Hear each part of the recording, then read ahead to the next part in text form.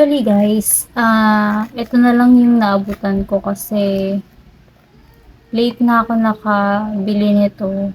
Buti nga binalik ni Listerine tong Care Bears nila edition ng Listerine kasi nung nilabas to, yung kompleto pa silang apat. Parang inisip ko, sabi ko, meron pa kasi akong ang tawag dito, meron pa kasi akong mouthwash. Meron pa kaming mouthwash dito sa bahay. So, sabi ko, parang hindi pa siya need.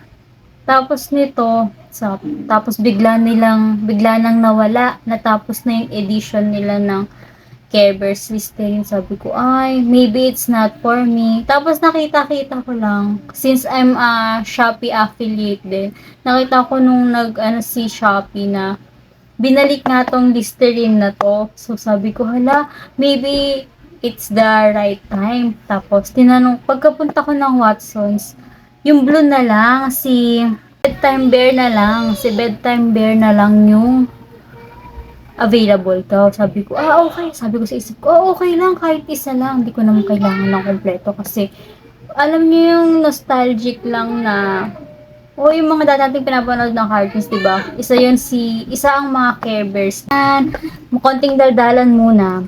So, let's unbox this cute Care Bears Listerine. Ayun pala siya. Ang cute. Ang cute, diba? Tapos, meron siyang dalawang Listerine nga. Hirapan akong tanggalin. Skip. Ayun, dalawang 100 ml na Listerine. So, ang ganap, ganun siya. Kailangan palang tanggalin yung takip para pumasok. Parang magiging takip siya. Ayan, ganyan. Ang cute, in fairness. Cute. Cutie. Ganun. Pwede pa rin pala na may takip, diba? Para at least nakaseal. Tapos, pwede mo siya sasapit mo sa bag mo yung Listerine mo. Ay, hindi pwede.